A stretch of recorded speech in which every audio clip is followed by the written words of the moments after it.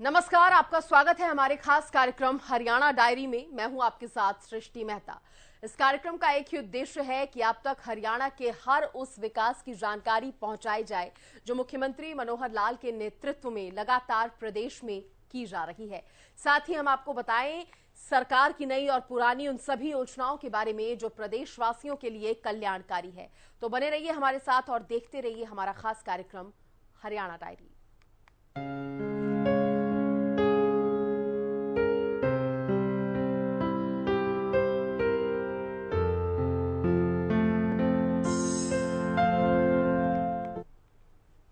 मुख्यमंत्री मनोहर लाल बुधवार को फरीदाबाद के गांव शाहजहांपुर पहुंचे, जहां उन्होंने जम्मू कश्मीर के राजौरी में आतंकी हमले के दौरान शहीद हुए राइफलमैन शहीद मनोज भाटी को श्रद्धांजलि अर्पित की और उनके परिजनों से मुलाकात कर उन्हें सांत्वना दी। इस दौरान मुख्यमंत्री ने कहा कि शहीद का नाम अमर रहे, इसलिए कुछ चीजें तय की गई हैं, जिसके तहत शहीद मनोज भाटी के नाम पर स्कूल का नाम रखा जाएगा और परिवार की सहायता के लिए राशि भी दी जाएगी। साथ ही परिवार के किसी एक सदस्य को नौकरी मिलेगी। इस मौके पर कैबिनेट मंत्री मूलचंद शर्मा, पृथला विधायक नयनपाल रावत, तिगाव से विधायक राजेश नागर समेत कई अधिकारी मौजूद रहे।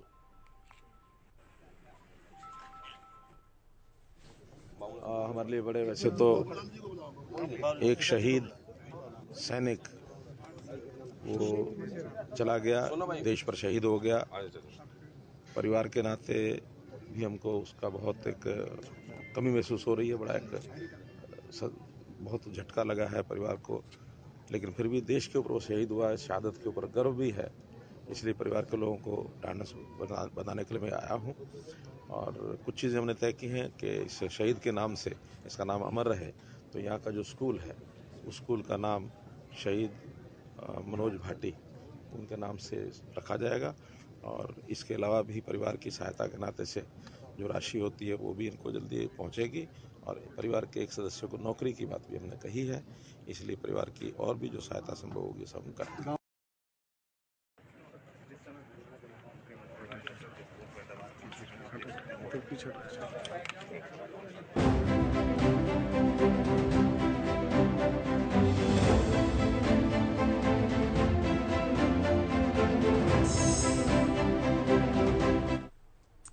और देखिए, राष्ट्रमंडल खेल 2022 में हरियाणा का नाम रोशन करने वाले खिलाड़ियों को गुरुग्राम के हाउस में मंगलवार को सम्मानित किया गया। अब इस दौरान मुख्यमंत्री ने कहा कि पदक लाओ पदक बढ़ाओ की सोच को और आगे बढ़ाना है और खेल के क्षेत्र में भारत को अग्रणी बनाना है। इसलिए खेल क्षेत्र का बजट दोगुना करते हुए 526 करोड़ रुपए दिए गए हैं। इसके साथ ही खेल राज्य मंत्री संदीप सिंह ने खिलाड़ियों को मोटिवेट किया। ये रिपोर्ट देखिए।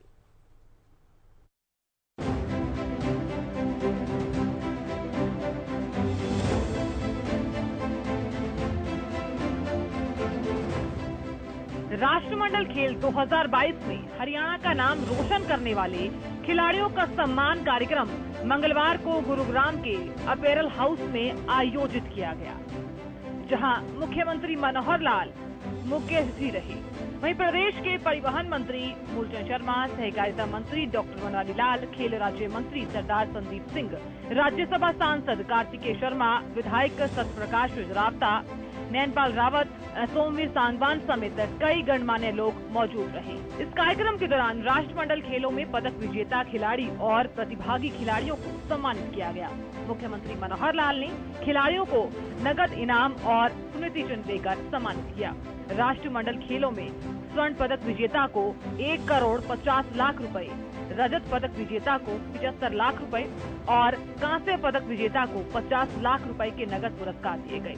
वहीं चौथे स्थान पर आने वाले को 15 लाख रुपए की राशि दी गई। इसके साथ साथ राष्ट्रमंडल खेलों में शामिल होने वाले खिलाड़ियों को 7.5 लाख रुपए की राशि दी गई।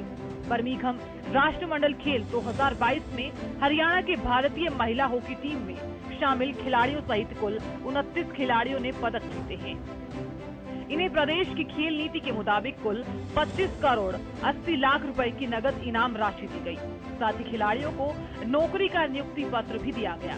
कार्यक्रम को संबोधित करते हुए मुख्यमंत्री मनोहर लाल ने प्रदेश के खिलाड़ियों को पदक लाओ पदक बढ़ाओ का नारा दिया गया। उन्होंने कहा कि इसके लिए पदक विजेता खिलाड़ी को अपने जैसे 5 से 10 खिलाड़ी तैयार करने होंगे। ये तब तक संभव हो सकता है जब खेल को करियर के रूप में लिया जाए। मुख्यमंत्री मनोहर लाल ने कहा कि भारत राष्ट्रमंडल खेलों की पदक तालिका में इस बार चौथे स्थान पर आया है। हमारा लक्ष्य इस पदक तालिका में पहले स्थान पर आना है और ये लक्ष्य हरियाणा के खिलाड़ी जरूर हासिल कर सकते हैं। पदक लाओ, पदक बढ़ाओ।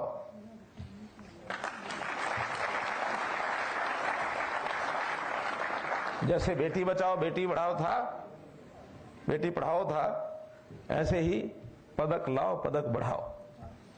अब पदक बढ़ाएंगे कैसे हम? इसके लिए फार्मूला सीधा सा है कि अपनी जगह मैंने एक ने पदक लिया है तो मैं ऐसे खिलाड़ियों को तैयार करूं जो कम से कम मेरे द्वारा तैयार किए जाने वाले 5 खिलाड़ी 10 खिलाड़ी वो पदक लाए। और वो तब ला सकते हैं कि जब आप जीवन का कैरियर खेल को बना लो और कुछ मत सोचो। खेल में आगे बढ़े हैं, हमारी पारंगता, हमारा टैलेंट ये खेल है। इस खेल का टैलेंट का उपयोग करते हुए, इस अपनी शिक्षा का उपयोग करते हुए हम और लोगों को प्रेरित करके पदक कैसे बढ़ाएं। तो पदक बढ़ाने का काम करोगे तो चाहे आप व्यक्तिगत जीवन में कुछ व्यवसाय अपनाओ, चाहे आप सरकारी सेवा में जाओ, लेकिन सरकारी सेवा में ठीक है पद मिलेगा, लेकिन उसमें भी खेल में कैसे मैं उपयोगी हो सकता हूं, इस ओर योजना बननी चाहिए। मुख्यमंत्री मनोहर लाल ने कहा कि पूरे देश में हरियाणा के खिलाड़ियों की चर्चा हो रही है।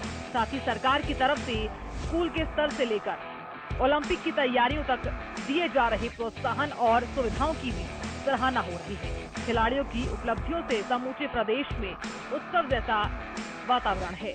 खिलाड़ियों ने अपने खेल प्रदर्शन से हरियाणा प्रदेश का ही नहीं बल्कि पूरी दुनिया में भारत का नाम रोशन किया है। राष्ट्रमंडल खेलों में पदक जीतना एक कीर्तिमान तो है ही, इन विश्व स्तरीय प्रतियोगिताओं में भाग लेना ही अपने आप में एक महान उपलब्धि है। इस बार के राष्ट्रमंडल खेलों में भाग लेने वाले देश के 215 खिलाड़ियों में से 42 युवा हरियाणा के हैं। हमारे खिलाड़ियों ने देश के 61 में से 20 पदक जीते हैं। इनमें से 17 पदक व्यक्तिगत स्पर्धा में और 3 पदक टीम इवेंट में हैं। उन्होंने कहा कि खेलों में हमारी बेटियां सबसे अच्छा प्रदर्शन कर रही हैं। सब खिलाड़ियों को इनको बहुत बहुत बधाई देता हूं और आशा करता हूं कि इसी प्रकार अपना जो एक टारगेट है उसको ऊंचा लक्ष्य रख करके एम हाई, इस नाते से टारगेट ऊंचा अपना रखें और लगातार अपने इन प्रयत्नों में लगे रहें। निश्चित रूप से इनको एक दिन देश और दुनिया के अंदर लोग जानने लगेंगे कि हाँ भाई ये हरियाणा का, भारतवर्ष का एक ऐसा खिलाड़ी जिसने किसी समय में अपना एक रिकॉर्ड बनाया था। तो इस नाते से हम आगे बढ़ें।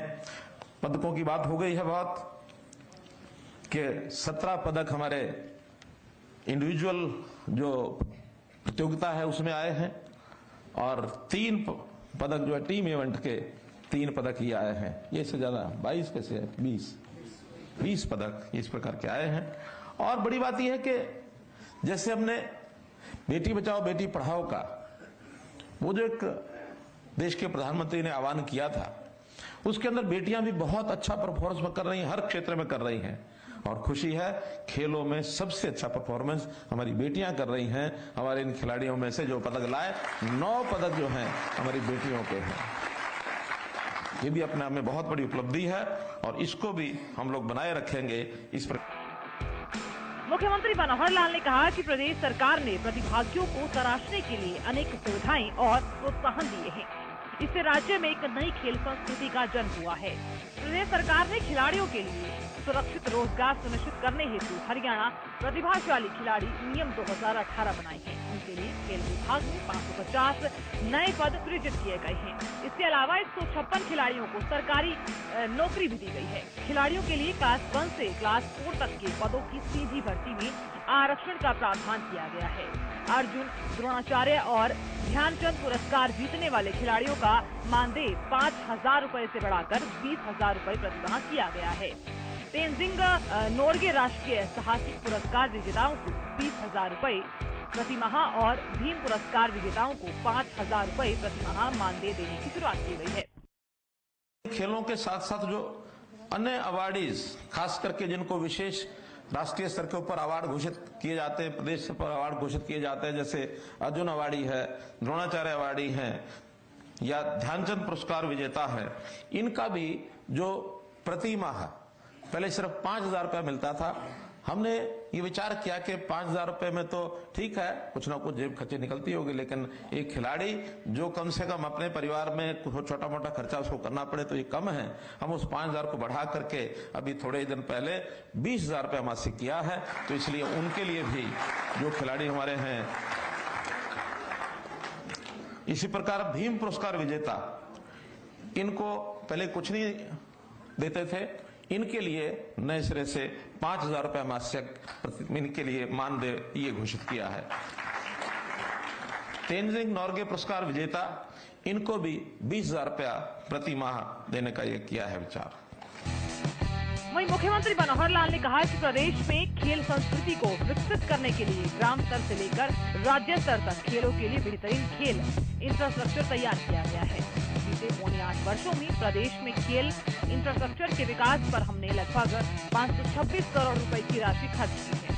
बच्चों में खेल संस्कृति विकसित करने के उद्देश्य से प्रदेश में 1100 खेल नर्सरियां खोली जा रही हैं। इससे राज्य के लगभग 25,000 नवोदित खिलाड़ी लाभान्वित होंगे। इन नर्सरियों में प्रशिक्षण लेने वाले 8 से 14 वर्ष तक के खिलाड़ियों को 1,500 रुपए प्रति माह और 15 से 19 वर्ष तक के खिलाड़ियों को 2,000 रुपए प्रति माह छात्रवृत्ति दी जाएगी। राज्य सरकार खिलाड़ियों को बचपन से ही तराशने की नीति पर काम कर रही है। उन्होंने कहा कि सोनीपत केराई में खेल यूनिवर्सिटी को विकसित करने का कार्य जारी है। प्रदेश में हम कितनी नर्सरीज योजना बनाई है? 1100 नर्सरीज स्कूलों को देना चाहते हैं। हर स्कूल में एक 20-25 बच्चे, जिसको कहते हैं कैच देम यंग, छोटा बच्चा उसकी प्रतिभा को पहचानते हुए कि ये किस खेल में अच्छा परफॉर्म कर सकता है। स्कूल में तो 500-700 विद्यार्थी होते हैं, लेकिन एक 25 खिलाड़ी छांटो हमारे से नर्सरी, उसका स्पेशल पैसा भी देते हैं बच्चों के लिए भी, कोच के लिए भी, ताकि उनको तैयार करो। इन 1100 नर्सरीज में से जो उपलब्धि हमको आगे चल करके मिलेगी, बहुत अच्छे खिलाड़ियों का एक चयन हम उसमें से कर सकेंगे। खेल इंफ्रास्ट्रक्चर पर भी और खिलाड़ियों के योगदान पर भी हमारा जो इस समय खर्च है वो पिछले साल की अपेक्षा डबल हमने किया है, ताकि इसको और हम आगे बढ़ा सकें। लगभग 526 करोड़ रुपया तो केवल इंफ्रास्ट्रक्चर के ऊपर हमने इस बार लगाया है, या लगाने की योजना। मुख्यमंत्री ने बताया कि Haryana sports and physical fitness authority का गठन किया गया है ताकि खिलाड़ियों की फिटनेस बनी रहे, खिलाड़ियों के चोटिल होने के बाद दोबारा खेल में उतारा जाए। उन्होंने खेल राज्य मंत्री संदीप सिंह का उदाहरण दिया। Haryana sports and physical fitness authority जिसका चर्चा हुई, उसका हमने गठन किया है ताकि उसकी फिटनेस खिलाड़ी की बनी रहे। चोटिल हो जाता है खिलाड़ी, चोटिल होने के बाद कैसे उसको पुनः खेल के अंदर उतारा जाए, यानी इसका भी अगर आदर्श उदाहरण देखा जाए तो हमारे खेल मंत्री जी का है। हमें पता नहीं किसी को, कईयों को जानकारी होगी, कईयों को नहीं होगी। इनको फायर का जो बंदूक का फायर, वो इनके पीठ पर और चोट लगी। अब वो कैसे लगी, क्या लगी, अलग बात है, लेकिन उसके बाद लगभग वर्ष भर से ऊपर इनका इलाज हुआ, लेकिन उन्होंने हिम्मत नहीं छोड़ी और उसके बाद हॉकी के राष्ट्रीय कैप्टन ये बने हैं, इतना चोटिल होने के बाद। आज हमारे जो इस प्रकार के केंद्र बने हैं फिटनेस सेंटर्स, उनमें से एक पंचकुला में मैंने पिछली बार लगभग 50 करोड़ रुपया लगा करके उसकी सारी की रचना बनाई है। और हमें लगता है कि न केवल हरियाणा के बल्कि आसपास के प्रदेशों के खिलाड़ी भी, जब थोड़ा इलाज के लिए आना होता है तो लंबे समय के लिए रहना पड़ता है, हमारे जो सेंटर्स बनेंगे तो जरूर आसपास के खिलाड़ी भी आएंगे, उनको भी हम ठीक करेंगे ताकि खेल में दोबारा से आगे बढ़ सके। क्योंकि हमारी राष्ट्रीय विचारधारा है, न कि केवल प्रदेश तक सीमित है। हम देश भर में खिलाड़ियों को कैसे आगे बढ़े, इस प्रकार के स्पोर्ट्स की भावना लेकर के चल रहे हैं। वहीं इस अवसर पर खेल राज्य मंत्री संदीप सिंह ने कहा कि मुख्यमंत्री के नेतृत्व में हरियाणा देश का स्पोर्ट्स हब बन चुका है। हमारे खिलाड़ियों ने गौरवान्वित किया है। उन्होंने आगामी एशियन ओलंपिक और कॉमनवेल्थ खेलों में भारत को दुनिया का सर्वश्रेष्ठ देश बनाने के लिए कार्यक्रम में पहुंचे खिलाड़ी, अभिभावकों और कोच सहित युवा शक्ति को मेहनत करने के लिए प्रेरित किया है। उन्होंने कहा कि अभिभावक अपने बच्चों से मोबाइल और जंक फूड छुड़वाकर स्टेडियम भेजे। खिलाड़ी और कोच ही दुनिया में तिरंगा फहराने का गौरव हासिल करते हैं। हर खिलाड़ी पूरी जी जान से खेलता है, ताकत लगा के खेलता है और आगे बढ़ता है। अपने माता पिता का, अपने एरिया का, अपने प्रदेश का, अपने देश का नाम रोशन करता है। लेकिन मैं इन खिलाड़ियों को एक रिक्वेस्ट करना चाहूँगा कि आप जब भी समय मिले, चाहे वो आप गेम कर रहे हैं, उसमें रिकवरी के टाइम पर आप घर आए हैं, या आप ऑफ सीजन में हैं, तो अपने जैसे युवा साथी जो जूनियर्स हैं, जो गेम शुरू कर रहे हैं, उनको जरूर अपना गुण सिखाएं, क्योंकि आपकी गेम के बाद आपके जैसे अगर सैकड़ों खिलाड़ी नहीं होंगे तो हमारे देश में इतने मेडल आने बंद हो जाएंगे। और एक हमारे यहाँ सामने पेरेंट्स बैठे हैं, मैं इनको भी रिक्वेस्ट करना चाहूंगा, सरकार जो होती है, माननीय मुख्यमंत्री जी भी टेबल पर बैठ के आपके लिए, आपके बच्चों के लिए पॉलिसीज बना सकते हैं। मेडल जीतने के बाद कितना अमाउंट देना है वो बता सकते हैं, उसकी घोषणा कर सकते हैं, नौकरियां दे सकते हैं, नेशनल जीतने पे मेडल कर सकते हैं, नर्सरियां दे सकते हैं, एकेडमीज दे सकते हैं। लेकिन अपने बच्चों को घर से निकालकर ग्राउंड तक इंटरेस्ट लाने के लिए आप लोगों का हमें साथ चाहिए, क्योंकि वो साथ से ही हमारे बच्चे आगे आकर मेडल जीतेंगे, खिलाड़ी बनेंगे। तो मेरी एक आप पेरेंट्स से, सभी से रिक्वेस्ट है कि अपने बच्चों को मोबाइल फोन छुड़वाकर, जंक फूड छुड़वाकर मैदान में उतारें और उसको फील्ड में उतारकर स्पोर्ट्समैन बनाएं, क्योंकि एक खिलाड़ी ऐसा है जो दूसरे के देश में जाकर तिरंगा लहरा सकता है और एक फौजी होता है। बहुत बहुत धन्यवाद। वहीं मुख्यमंत्री मनोहर लाल के नेतृत्व में हरियाणा सरकार की खेल नीति के सहयोग, आधुनिक प्रशिक्षण और मेहनत, लगन, जोश और जुनून से प्रदेश के खिलाड़ियों ने ये साबित कर दिया है कि जो वो बोलते हैं वो करके भी दिखाते हैं। ऐसे में ये कहना गलत नहीं होगा कि हरियाणा के खिलाड़ियों ने धुआं उठा दिया है। अपने शानदार प्रदर्शन से लोगों के दिलों पर छा गए हैं। आजादी के अमृत महोत्सव पर इन बहादुर खिलाड़ियों ने अंग्रेजों की धरती पर तिरंगा फहराकर देश को बड़ा तोहफा दिया है। इस उपलब्धि के लिए हरियाणा की मनोहर सरकार और खेल विभाग भी बधाई के पात्र हैं, जिनके प्रयासों से बेहतरीन खेल नीति से आज हरियाणा खेलों में सर्वोत्तम प्रदर्शन कर रहा है। और यही वजह है कि देश भर में हरियाणा अपने विजेता खिलाड़ियों को सबसे ज्यादा पुरस्कार देने वाला राज्य है।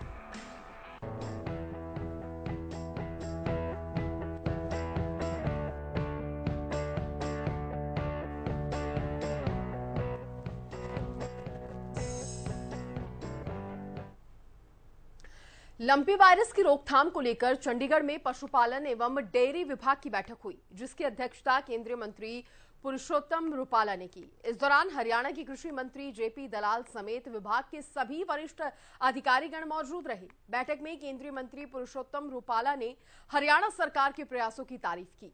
रिपोर्ट देखिए।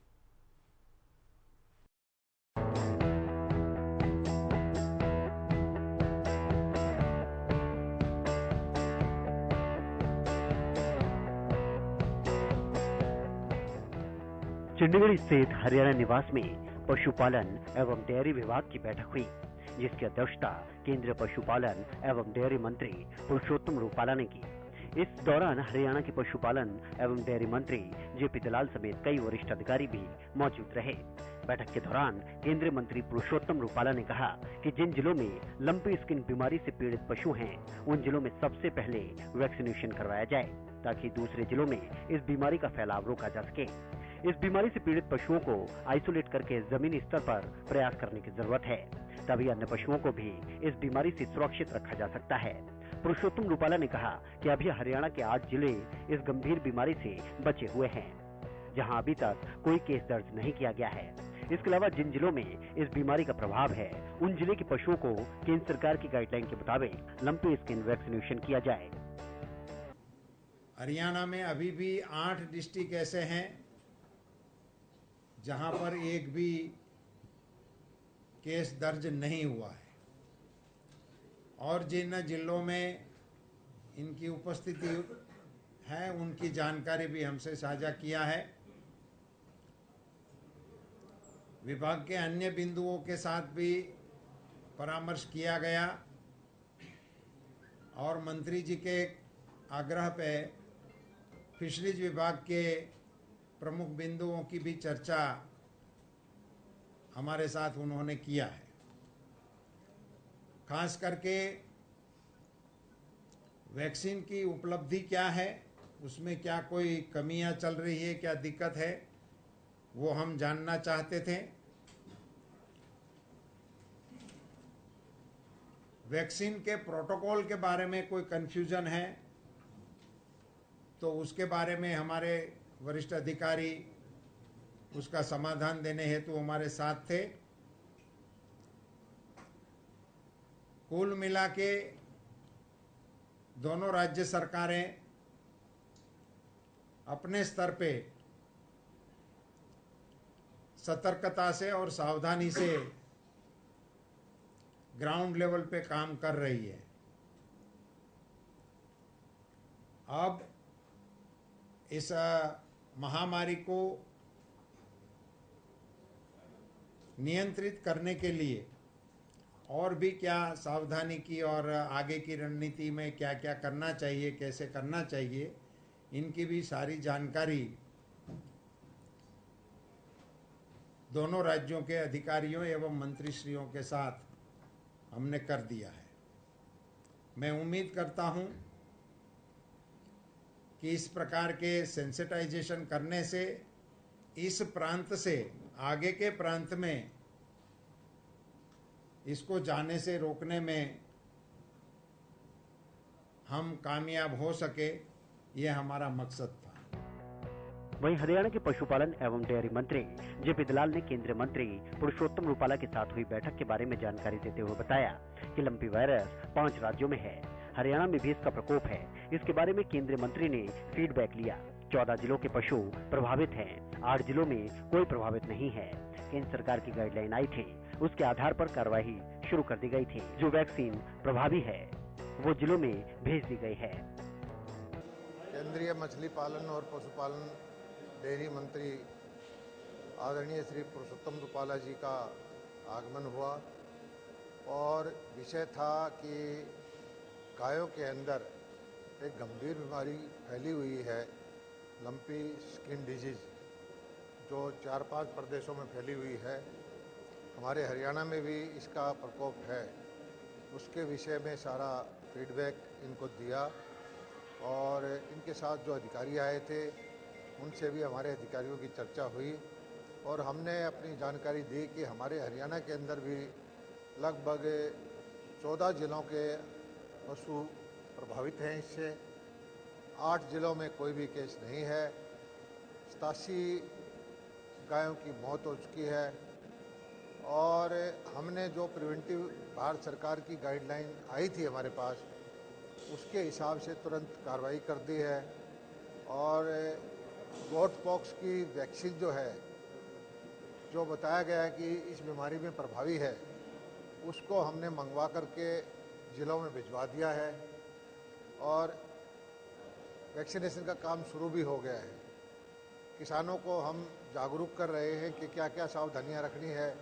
विभाग के अधिकारियों को हमने बोला है कि जो बेसहारा पशु हैं उनको भी वैक्सीनेशन करें और जो इस बीमारी से ग्रस्त पशु हैं उनको कैसे आइसोलेट करें, तो इस दिशा में हमने काम किया है। उन्होंने बताया कि हमने केंद्रीय मंत्री से एक प्रार्थना की है कि वैक्सीन जैम में डलवा दें ताकि जैसे जैसे जरूरत पड़े हम जैम के रेट से वैक्सीन खरीद सकें। इसके अलावा हिसार के वैक्सीन इंस्टीट्यूट में जो वैक्सीन की खोज हुई है उसका निर्माण करवाने में 2 से 3 महीने का समय लग जाएगा। फिलहाल मौजूदा वैक्सीन से वैक्सीनेशन का कार्य शुरू करवा दिया गया है। एक प्रार्थना हमने की कि इस जो वैक्सीन है, क्योंकि हमारे पास टाइम नहीं है, टेंडर करने का वक्त कम है, तो इसको जैम पे डलवा दें ताकि हम तुरंत ऑर्डर करते रहें और हमें ज़रूरत पड़ेगी 18-20 लाख यूनिट की। अभी तो 3 लाख हमने मंगवाई है, तो वो भी जो ज़रूरत पड़ेगी तो हम बगैर टेंडर पर गया के जैम के रेट से खरीद करके किसानों तक पहुंचाते पाए। दूसरा हमारा विषय यह है कि हम नई वैक्सीन की जो खोज हुई है, एनआरसी हिसार में जो वो भी केंद्र सरकार की यूनिट है, उसकी वैक्सीन का तेज गति से उसको अप्रूवल दिलवाएं और उस वैक्सीन को हमारे जो वैक्सीन इंस्टीट्यूट है हिसार में, वहीं पर उसका हम निर्माण करवाएंगे। लेकिन उसमें मंत्री जी ने बताया कि उसमें जो प्रोसेस है, प्रोटोकॉल है, 2-3 महीने का टाइम लग जाएगा। तो उसकी इंतज़ार ना करके हम जो गोट पोस्ट की अवेलेबल वैक्सीन है उसी से वैक्सीनेशन का काम शुरू करवा दिया है। वहीं इस बैठक के दौरान केंद्रीय मंत्री पुरुषोत्तम रूपाला हरियाणा सरकार की तारीफ करते हुए नजर आए और उन्होंने कहा कि हरियाणा सरकार इस बीमारी से निपटने के प्रति बेहद गंभीर है। खुद हरियाणा के मुख्यमंत्री मनोहर लाल एवं कृषि मंत्री जेपी दलाल लंपी बीमारी से प्रभावित जिलों की समीक्षा का कार्य कर रहे हैं।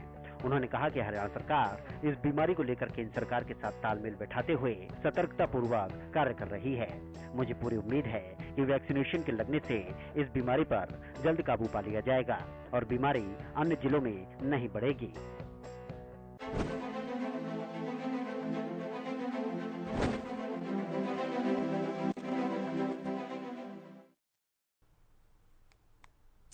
तो मुख्यमंत्री मनोहर लाल की कुशल नेतृत्व में हरियाणा प्रदेश लगातार अग्रसर है। ऐसे में हरियाणा का हर वर्ग सरकार के कार्यों से काफी संतुष्ट नजर आ रहा है। इसी के साथ हरियाणा डायरी के आज के खास कार्यक्रम में इतना ही। देखते रहिए हरियाणा न्यूज। नमस्कार।